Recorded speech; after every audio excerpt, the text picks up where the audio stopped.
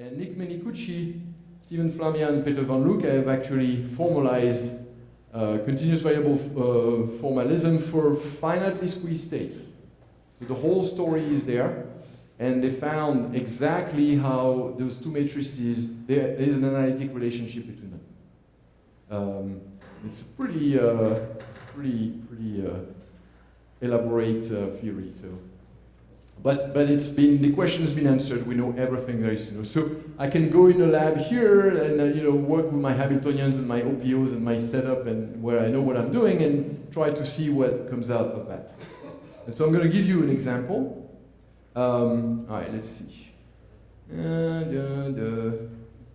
right, here's an example. So I'm going to show you a technique, and I'm going to finish with that the last half hour.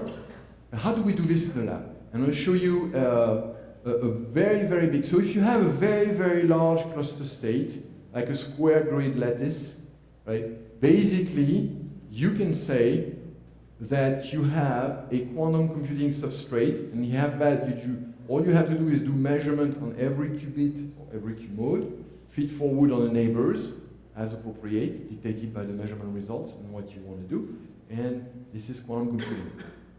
There's going to be some need for error correction, like for every quantum computers. We're not different in that regard, right? But see, it's different from a lot of other approaches where they're trying to make a circuit, so they have to make CNOT gates, single qubit gates. They have to have all their qubits. They could be like trapped ions and things or whatever, which are completely awesome. I love everything. Superconducting qubits and everything. And then they have those gates between the qubits, and they run their circuit. Right? You could, with whatever type of qubits you have, or qmodes, put them all in a cluster state. You pre-entangle the heck out of them, and then all you have to do is measure every single one of them in turn, and feed forward to the others. Right? So it's all single qubit, single qmode operations. It's a generalized teleportation operation. And that's exactly equivalent quantum computing model to the circuit model. It's as universal, as exponentially sped up, and as much in need of quantum error correction as the others. Although the threshold for quantum error correction might be a little bit, well, higher or lower, it depends on how you look at things. But there are so now how do we do cluster states in the lab? And so I wanted to give you some example. Well, that's okay.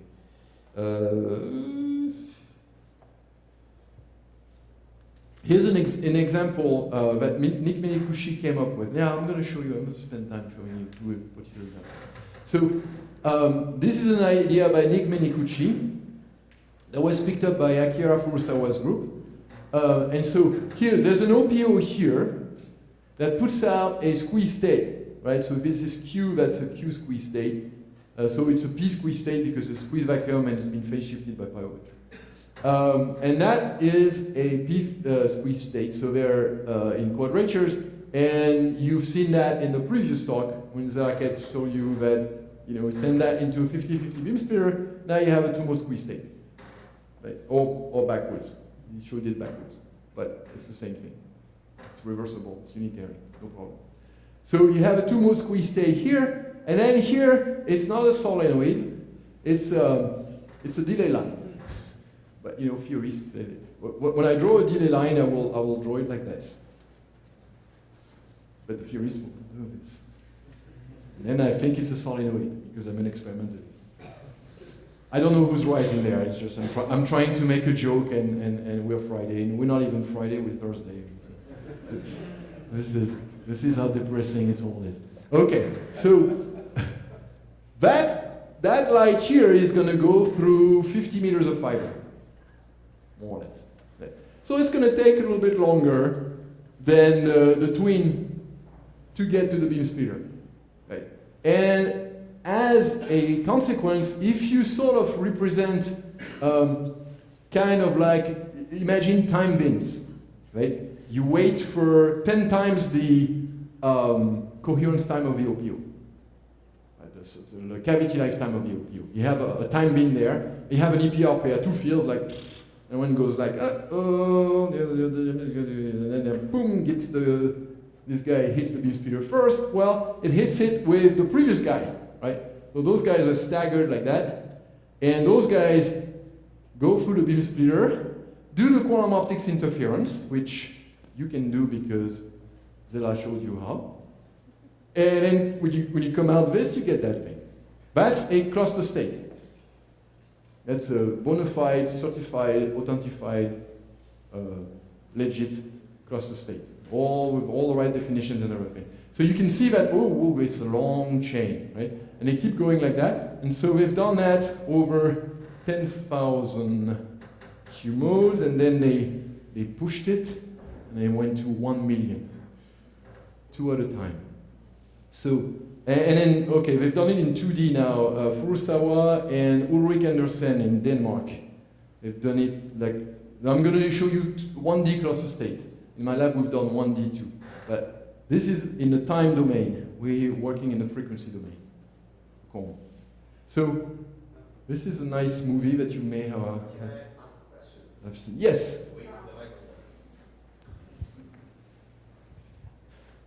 Why do you have the horizontal connections as well? Between that's the math. It's a complicated. Well, what the beam splitter does is that it connects. So the two guys that interfere on the beam splitter makes it so that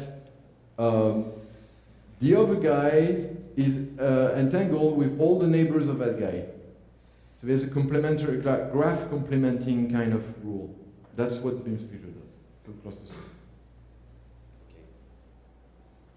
Okay. It's yeah. Don't ask me why. It's just like when you look at the math.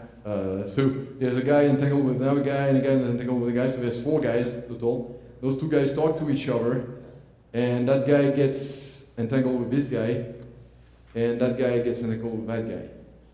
And if you have more, then you get more and more. Play. There we go. So that was made by Furusawa's group. So that's not me. That's them. So you see, we got those represented the single mode squeeze state. Interfere there, make an EPR pair, and then the solenoid, the delay line, and then they interfere and they knit up, and it's in time domain, right? So in fact, this is about 150 nanoseconds, so it's 45 meters. So Furusawa lab is not that big. It's awesome, it's not that big. So they get two at a time, right? They get 2 at a time, so they don't have, but it goes for 1 million long. Now, how do they know that they have entanglement over that long? They know because they measure for each mode, and they keep the measurement noise, and then they compare with the next guys, and there's correlations, and then they get the next, there's correlations, and it keeps going and going and going. So yeah, so it's called the Wallace and Gromit approach to quantum computing. I don't know if you know Wallace and Gromit. It's old claymation movies from the 90s. It's funny if I have to say old whenever I talk about the 90s.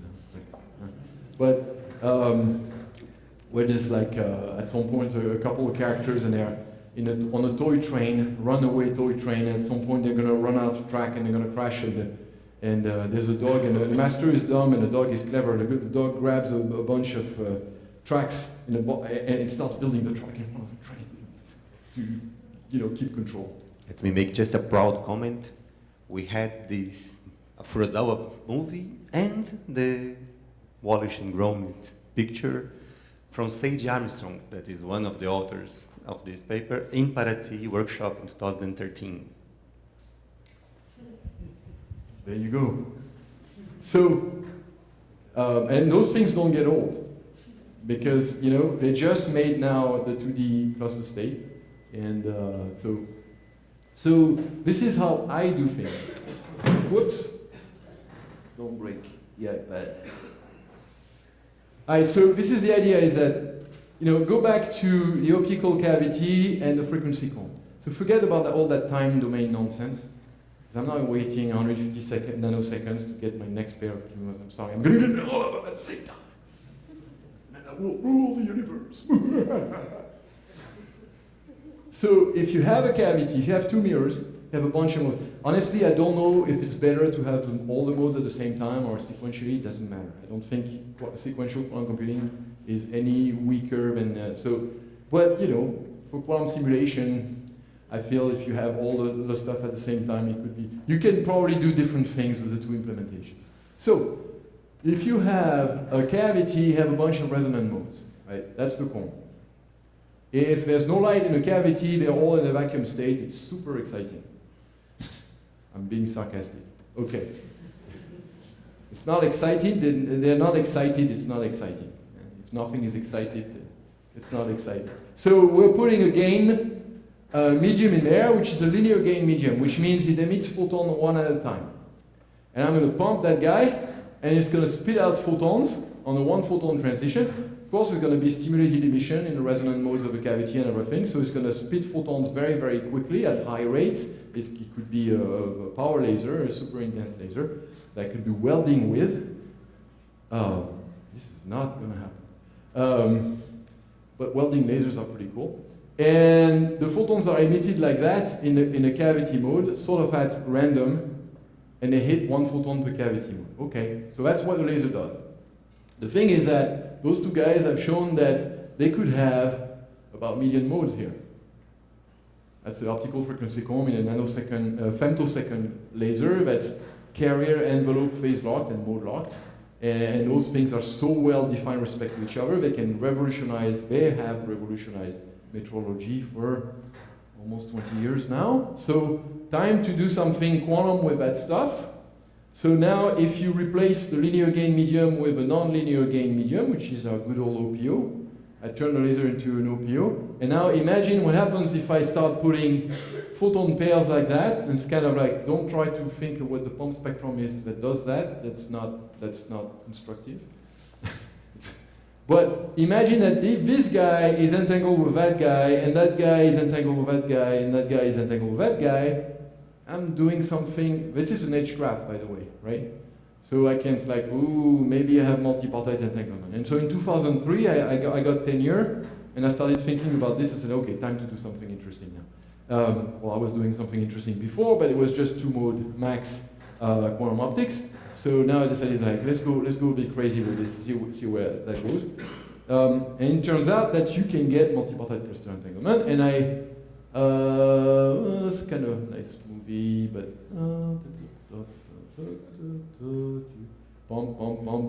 G matrix.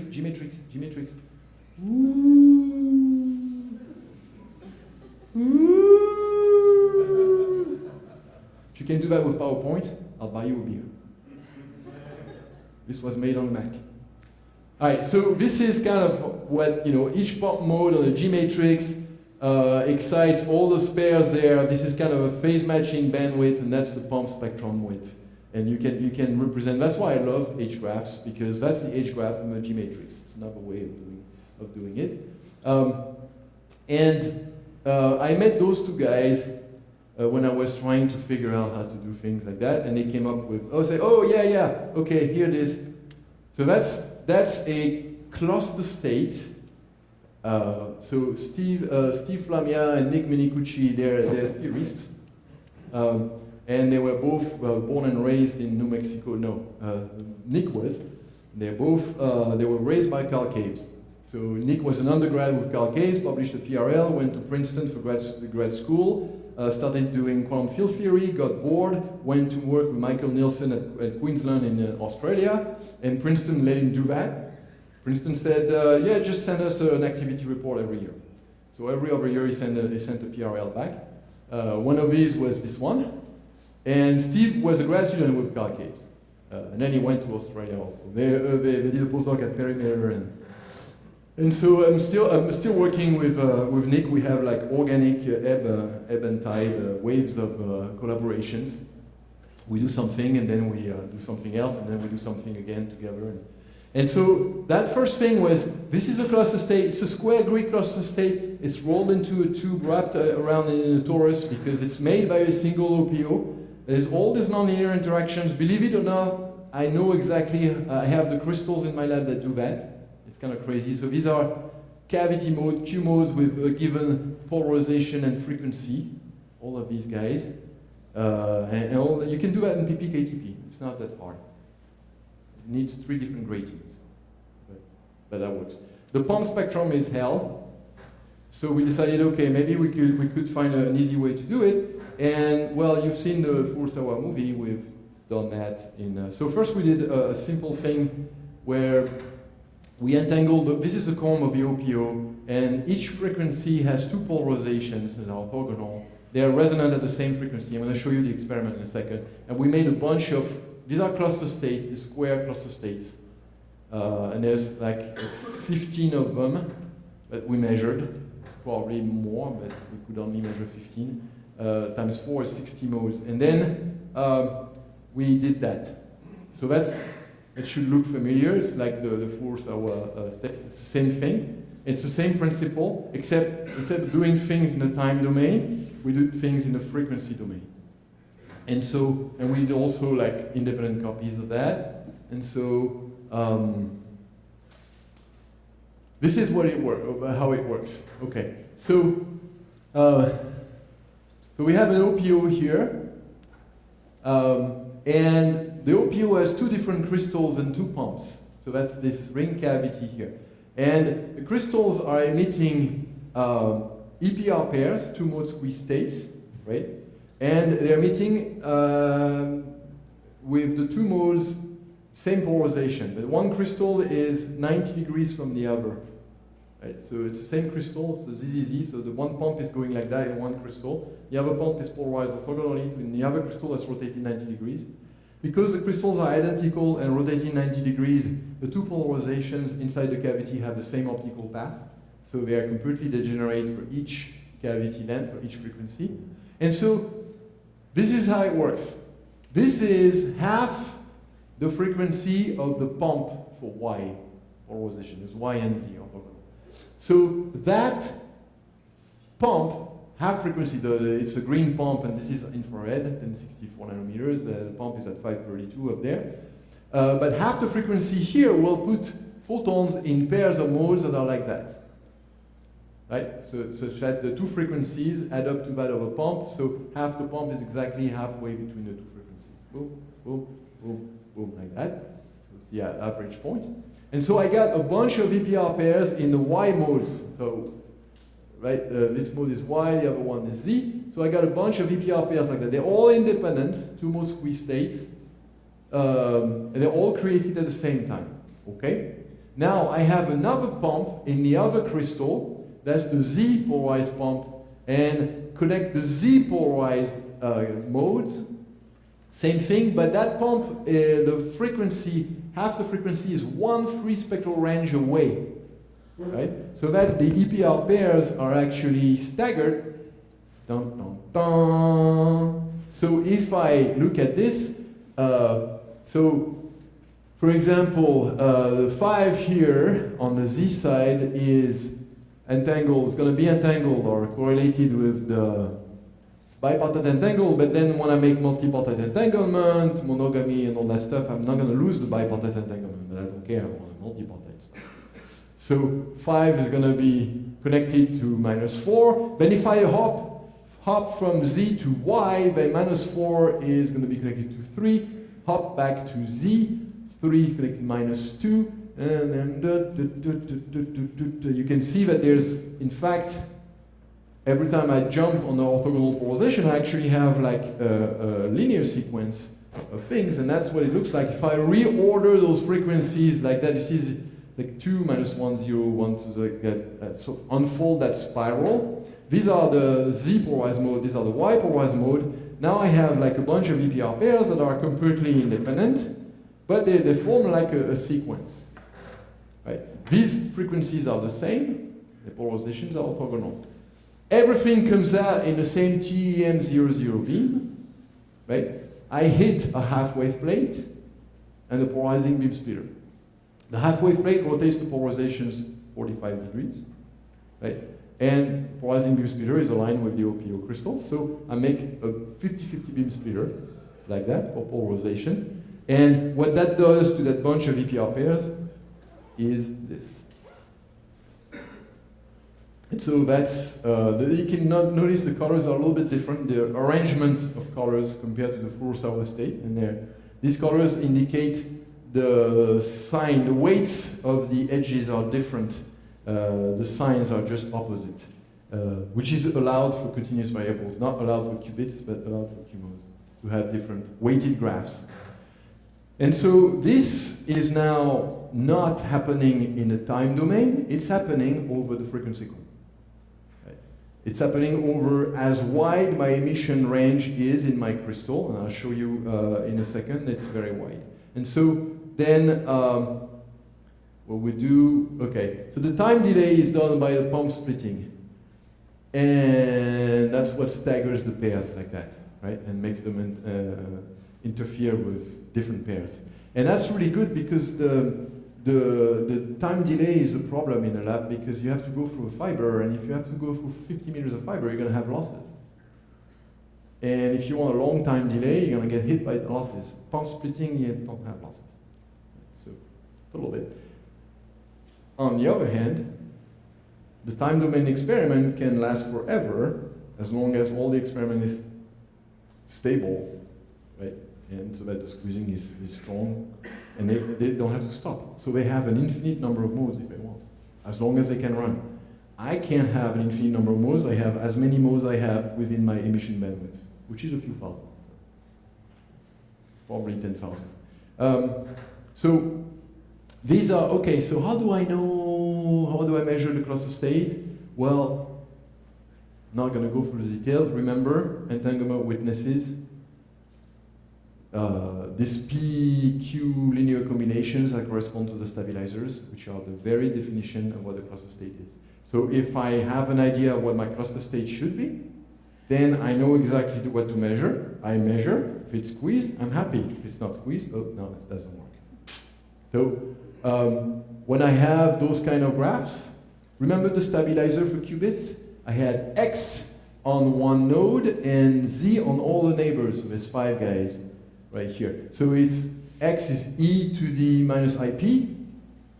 So I have to measure the phase quadrature on that guy and the Q's on the 5 neighbors. So it's 5 homodyne detections on 5 modes, put all together with the right linear combinations.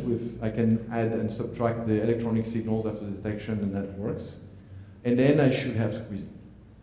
So I can simplify this a little bit by taking, you're allowed to take linear combinations, and so you can reduce the 5-mode measurement to a 4-mode measurement, just that guy, and then you measure that guy, and so you have those operators that should be squeezed, and then return, and you can go and check them, and so this is what the experiment looks like, and yeah, it's pretty stable. So that's the OPO right here. You've seen it before. This is what the OPO looks like. It's got, there's a crystal in there, in that little oven, copper oven. There's a Peltier there, there's a heatsink. And here there's another crystal. These are the 4 mirrors, so it's a bow tie cavity like that.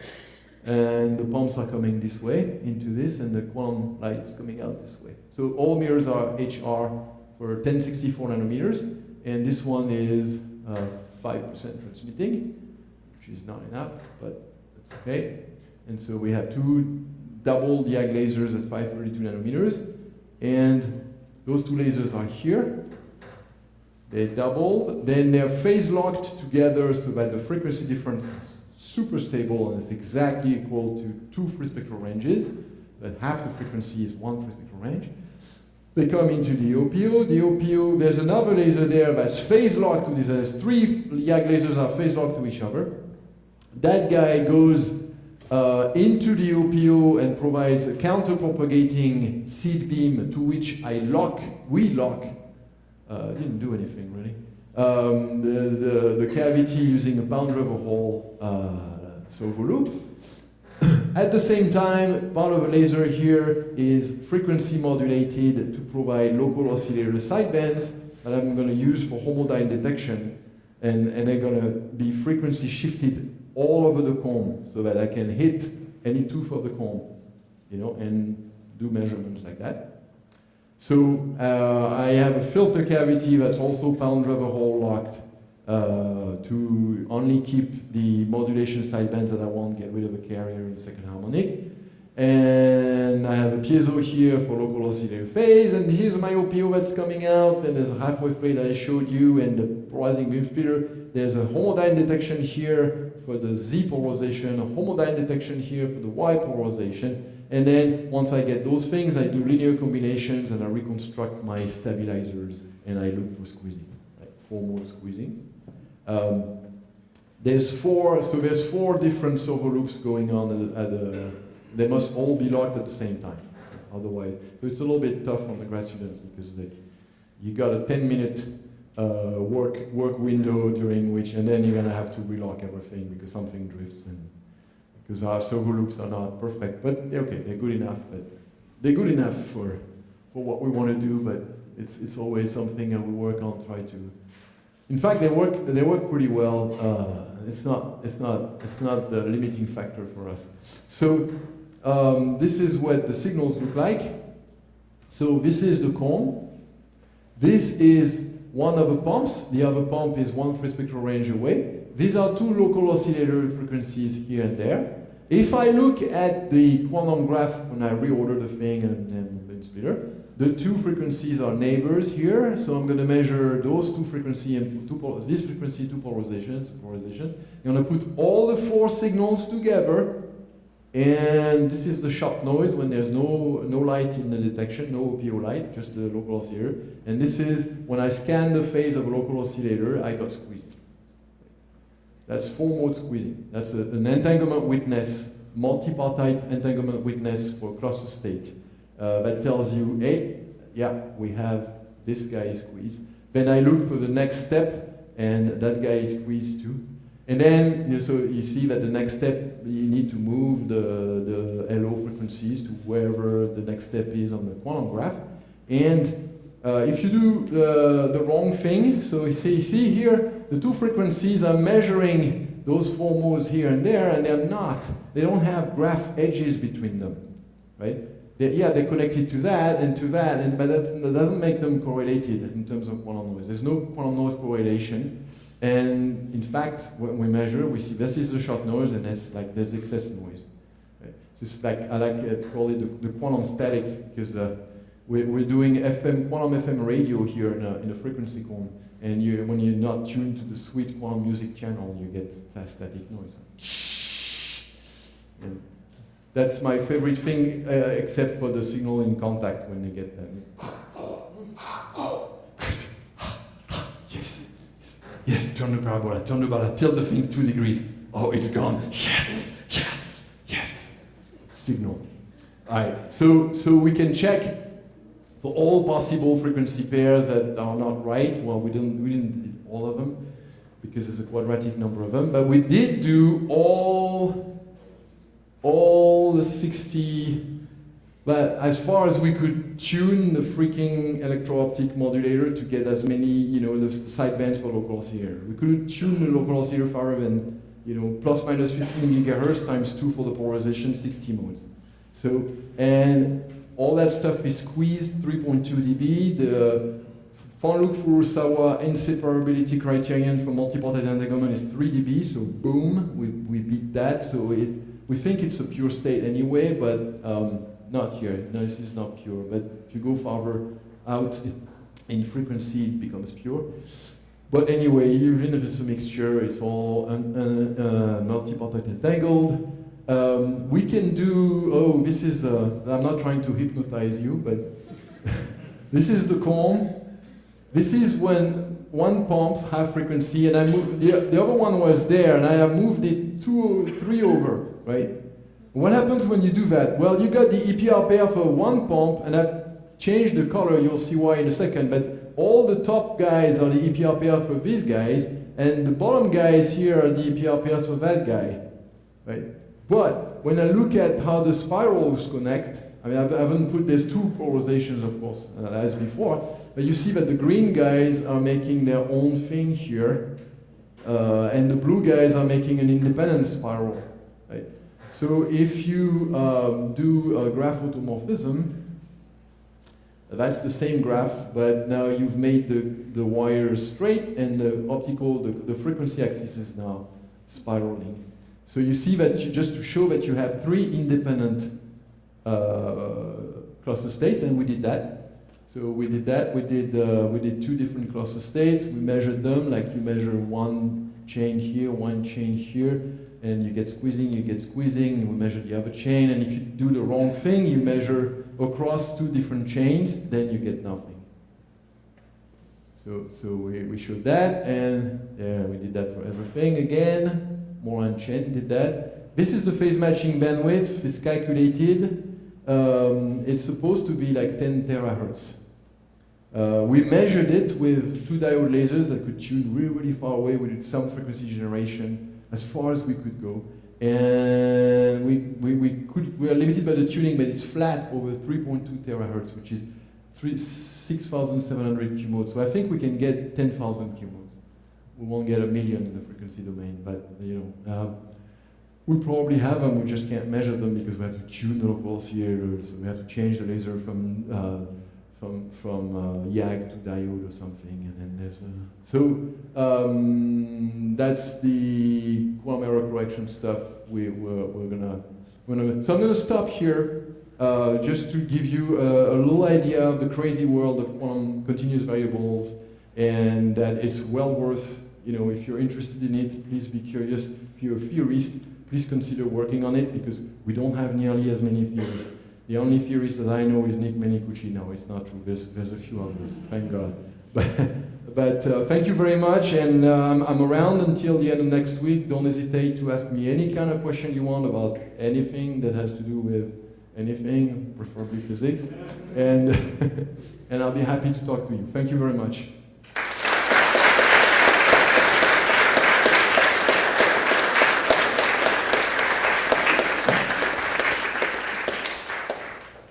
Thanks, Olivier, for the great course. Questions? Olivier, could you comment on the limitations for scalability of your system? So, what would limit the increase of the number of modes being entangled? So the limitation is how wide that thing is, right? So it's not going to be, well, there are people who do super broadband photon pair generation, so you could engineer, but there's only so much you can go, but you don't need infinite number, right? You need large enough to do something interesting. And so I think on this one, you can do 10,000. Now we have written a paper where we propose to do hybrid time frequency. So we take our wires like that, let's say they go 10,000 qmodes, and then we do the pulsing thing that Furusawa does. And now we have found a way to, if you take every other mode of one polarization along a wire, delay it. So you can do Mach-Zehnder, unbalanced Mach-Zehnder interferometer to separate the even and odd frequencies. Polarizations are easy to separate. And then you do a delay line in there, and then that makes it a square grid. And a square grid that's going to be 10,000 wide, and as long as you want, if you're stable temporally. So I think billions. I think it's big enough. Potentially, I think it's big enough. It's just like the rest is, making it work and everything, and then adding quantum error correction. So quantum error correction will need, all this stuff is squeeze states. They're awesome, they're big, we love them, but they're Gaussian. And so quantum error correction will need non-Gaussian states. You need Fock states or GKP states or things like that. They can be attached to the cluster state graph and used as MCLS for syndrome error measurement and correction. So that's hello.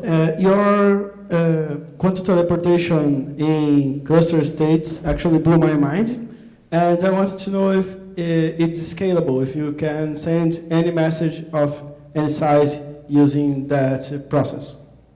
Well, it works exactly the same as the quantum teleportation, the regular quantum teleportation. So the message that you send is a state, right? So the length of the message is depends how you want to define that. If it's the size of the Hilbert space, or if it's the number of different states you want to send sequentially, or things like that. So that's something that has to be defined. Right, but for cluster states, they work as well as anything else. In fact, I think, yeah, because they rely on measurements, and really that's what in the physics lab we do best. I think cluster states have more potential. Okay, any further question? Then if not, let's thank Olivier again. Thank you very much.